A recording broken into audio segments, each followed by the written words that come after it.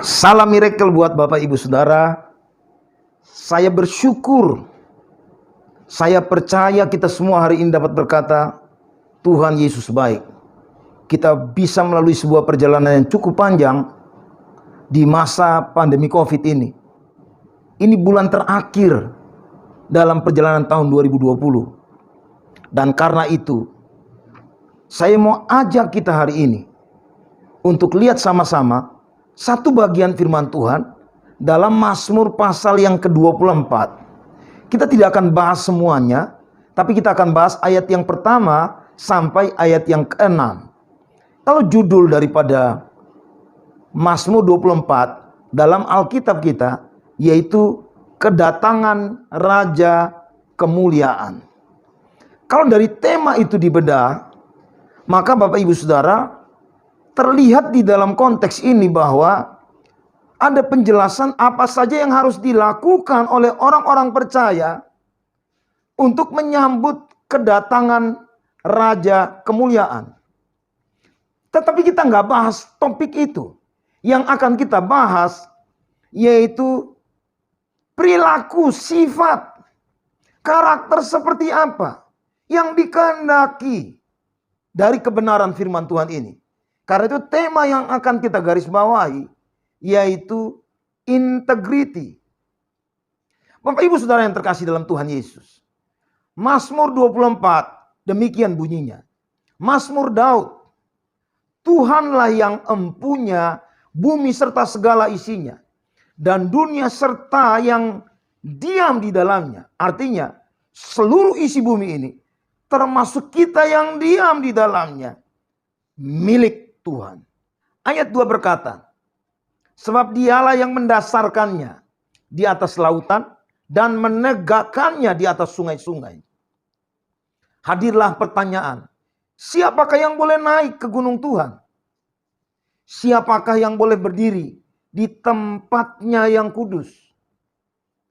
Ini menerangkan tentang siapakah yang akan ada dalam persekutuan dengan Allah di tempat Allah itu ada. Ini menerangkan tentang siapakah yang akan ada bersama dengan Tuhan. Ayat 4 bilang begini. Dan ini menerangkan sifat atau karakter yang harus dipunyai oleh orang-orang yang akan ada dalam persekutuan bersama dengan Tuhan. Di dalam ayat ini kita menemukan yang disebut dengan integritas. Ayat 4 bunyinya, orang yang bersih tangannya dan murni hatinya, yang tidak menyerahkan dirinya kepada penipuan dan yang tidak bersumpah palsu. Dialah yang akan menerima berkat dari Tuhan dan keadilan dari Allah yang menyelamatkan dia. Penegasan ayat yang ke-6. Itulah angkatan orang-orang yang menanyakan dia dan yang mencari wajahnya. Ya, Allah Yakub. Jadi rupanya pemazmur sedang mengajak kita untuk lihat seperti inilah gambaran orang yang mencari, yang menanyakan Tuhan, yang mencari wajah Tuhan. Dan ini kuncinya. Bicara tentang integritas, itu akan hadir dalam diri seseorang. Kalau benar dia adalah orang yang selalu mencari Tuhan, yang takut akan Tuhan. Nah, itu sebabnya Bapak Ibu Saudara, ayat-ayat ini memberikan pengertian buat saudara dan saya. Untuk kita akan lihat beberapa perkara ini. Saya mulai dari highlight. Itulah angkatan orang-orang yang menanyakan dia. Yang mencari wajahmu. Ya Allah Yakub. Saya berdoa. Biar kitalah termasuk angkatan orang yang menanyakan dia. Biar saudara dan saya termasuk dari angkatan orang yang mencari wajah Tuhan. Biar kitalah adalah orang yang mencari Allahnya Yakub.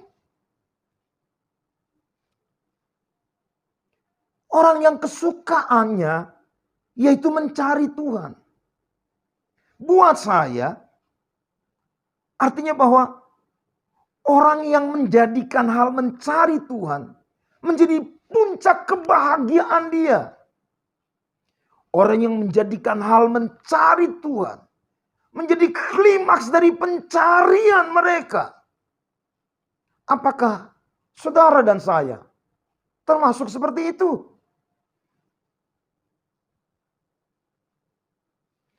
Orang yang bersusah atau berusaha untuk mengenal Allah, untuk berkenan kepada Allah, ke gunung Tuhan. Kata gunung itu menerangkan sebuah tempat yang tinggi. Artinya kita harus naik. Karena jalannya mendaki. Tentu kita perlu mengerahkan tenaga, kekuatan kita. Layaknya seseorang yang mencari sesuatu dengan tekun. Itulah angkatan orang yang menanyakan Tuhan. Itulah angkatan orang yang kesukaannya mencari Tuhan.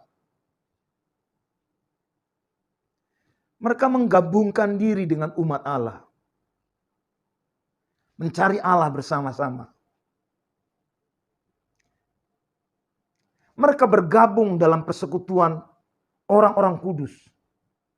Menyesuaikan diri dengan teladan orang-orang kudus yang mungkin sudah mendahului mereka. Artinya belajar, meneladani orang dalam hal mencari Tuhan.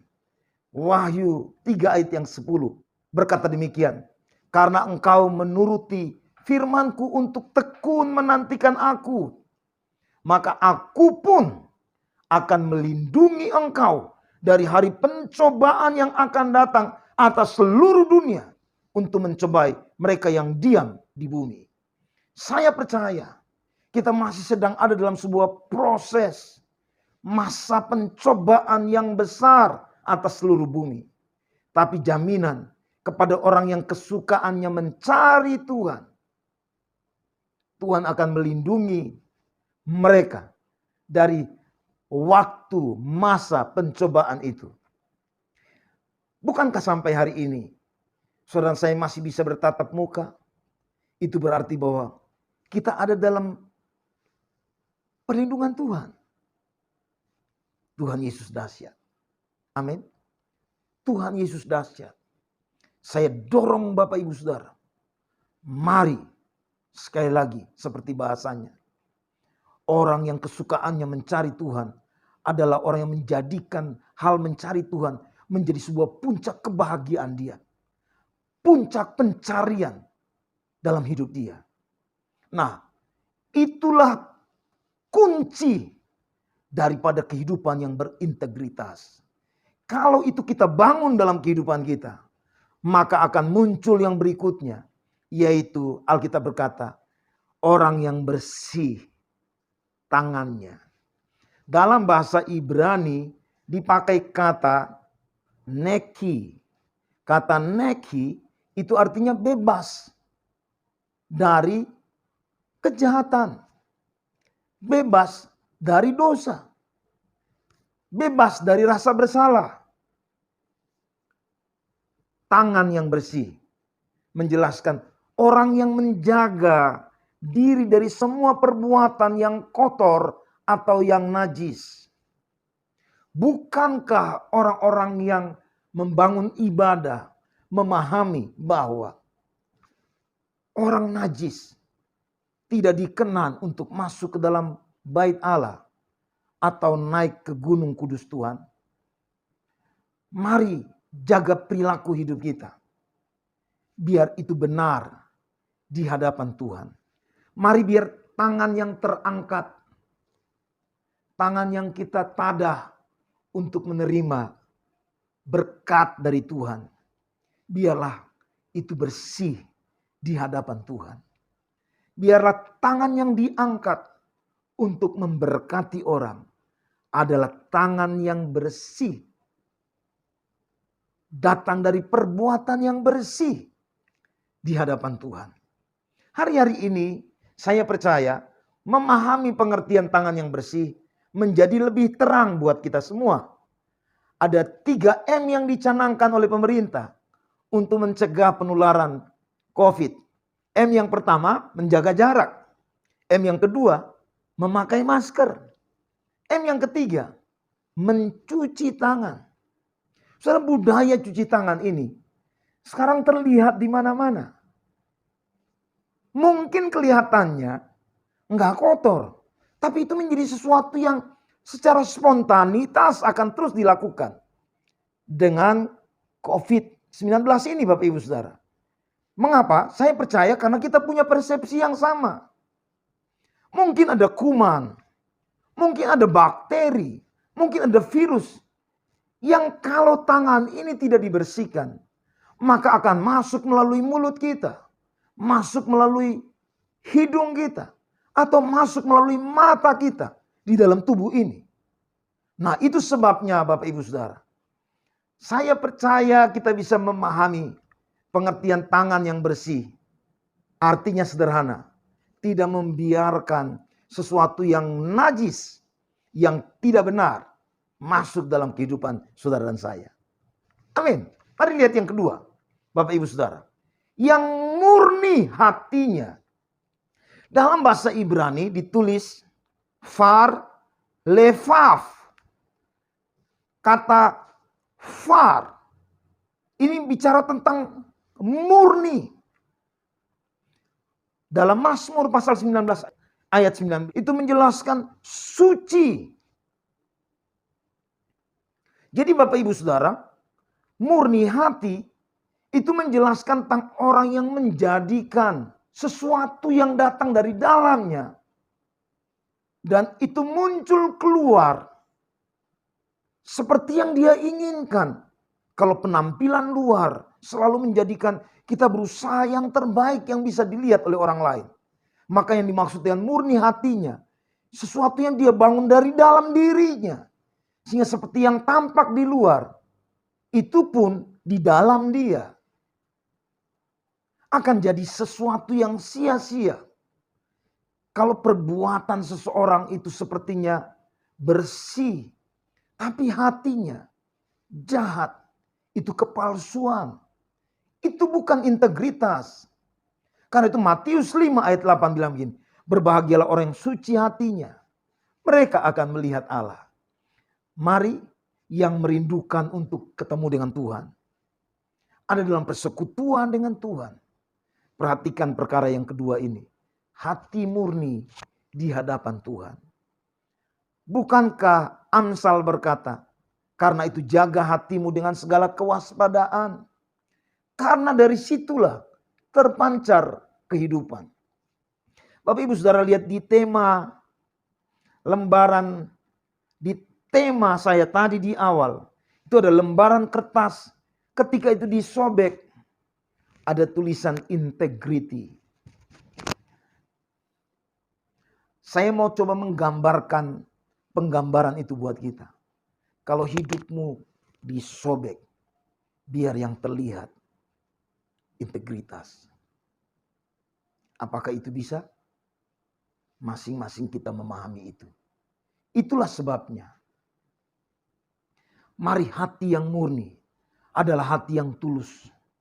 Tanpa kepalsuan dalam semua hal dalam kehidupan ini. Yang berikutnya, tidak menyerahkan dirinya kepada penipuan. Sayang sekali, kekayaan duniawi, pujian manusia, kenikmatan yang terlihat membuat hati orang terlena dan cenderung mengejarnya. Tapi tidaklah demikian dengan orang yang berintegritas. Mereka pasti memilih untuk tidak mengejar atau tidak berusaha meraih hal-hal seperti itu. Karena pada prinsipnya manusia tidak pernah puas. Karena prinsipnya itu semua sia-sia belaka. Karena itu jangan terlibat dalam penipuan. Jangan sampai sebagai orang percaya engkau ditemukan sebagai orang yang menyerahkan diri kepada penipuan. Kalau itu ada, bertobat dan minta Allah menguduskan hidupmu. Yang berikutnya, Bapak Ibu Saudara, dan ini yang terakhir, tidak bersumpah palsu. Karena ada kalimat tidak bersumpah palsu. Tentu ini ada kaitannya dengan perjanjian atau covenant yang dibuat dalam hal-hal hidup ini. Orang yang seperti ini dalam kaitan perjanjiannya dengan Allah maupun perjanjiannya dengan manusia, tidak ada kepalsuan di sana. Artinya dia adalah orang yang berusaha untuk melaksanakan semua kewajibannya. Tidak melanggar janji-janjinya. Itulah orang yang tidak bersumpah palsu. Tapi ini juga menerangkan tentang orang yang perkataannya benar, dapat dipercaya. Karena itu, mari periksa hidupmu. Sebelum saya tutup, kalau seperti itu, berarti kita dapat mendefinisikan integritas adalah sifat penggambaran hidup seseorang yang perbuatannya benar, motivasinya murni, tidak ada penipuan, komitmen dalam perkataan dan tindakan. Dan semua ini tentu datang dari hati yang mencari Tuhan, hati yang takut akan Tuhan. Banyak penulis-penulis menerjemahkan integritas dalam pengertian yang singkat, artinya konsep konsistensi tindakan, nilai, metode, ukuran, prinsip, harapan, dan hasil. Dalam etika, integritas dianggap sebagai kejujuran dan kebenaran atau ketepatan tindakan pada diri seseorang. Bahasa yang simpel, tindakan, pikiran, motivasi, dan perkataan selaras. Saya tutup dengan satu pertanyaan. Apa akibat atau hak istimewa yang akan diterima oleh orang-orang yang seperti itu? Ayat 5 dari pasal 24 berkata demikian. Dialah yang akan menerima berkat dari Tuhan dan keadilan dari Allah yang menyelamatkan dia. Haleluya. Jadi ternyata hak istimewa yang akan diterima oleh orang yang berintegritas, yaitu menerima berkat dari Tuhan. Maukah saudara mengalami itu? Yang kedua, mengalami keadilan dari Allah. Bapak Ibu Saudara yang terkasih dalam Tuhan, kita akan masuk di tahun 2021. Dan tema yang disampaikan oleh gembala sidang kita, tahun 2021 adalah tahun integritas. The year of integrity. Mari tutup tahun ini, kita cek hati kita. Kita cek perbuatan kita. Mari cek perkataan kita. Dan kalau ada yang salah, bereskan di hadapan Tuhan. Minta pengampunan Tuhan turun atas kita. Ingat, kita harus siap menghadapi kedatangan Raja Kemuliaan. Dan ini menjadi syarat orang yang buka segalanya dalam hidup dia. Harus lapang di hadapan Tuhan. Orang yang mencari Tuhan akan muncul sifat-sifat ini. Tuhan Yesus memberkati Bapak Ibu Saudara. Mari angkat tangan, kita akan doa bersama-sama. Ini hidup kami. Tidak ada yang tersembunyi di hadapan Tuhan. Kami memiliki sebuah kerinduan, keinginan. Seperti perkataan firman Tuhan ini. Itulah angkatan orang yang mencari Tuhan. Yang takut akan Tuhan. Biarlah kami adalah orang-orang itu. Biar Engkau menemukan kami bersih tangan, suci hati, tidak menyerahkan hidup kepada penipuan, dan tidak bersumpah palsu. Tuhan memberkati, Tuhan pulihkan, Tuhan baharui semua anak-anak-Mu, semua yang mendengarkan pesan firman Tuhan ini. Kami mau melihat perkenanan-Mu nyata dalam hidup kami, sehingga kami menerima hak yang istimewa menjadi anak-anak yang diberkati Tuhan. Anak-anak yang melihat keadilan dari Tuhan nyata dalam hidup kami.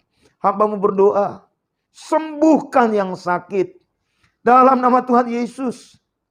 Berikan kekuatan, kemenangan buat yang sedang ada dalam pergumulan, pencobaan dalam nama Yesus. Satu perkara yang kami tahu, Engkau tetap melindungi kami di waktu-waktu pencobaan. Satu perkara yang kami tahu, Engkau menyertai kami. Engkau tidak pernah meninggalkan kami. Dalam nama Tuhan Yesus, biar damai sukacita turun memenuhi setiap anak-anak-Mu. Dan pakai kami di Pentakosta yang ketiga ini, untuk kesaksian kehidupan kami menjadi terang, menjadi surat yang dibaca oleh banyak orang. Kami menyelesaikan amanat agung Tuhan Yesus Kristus. Biar kami bawa api itu ke bangsa-bangsa dalam nama Tuhan Yesus Kristus. Haleluya. Amin.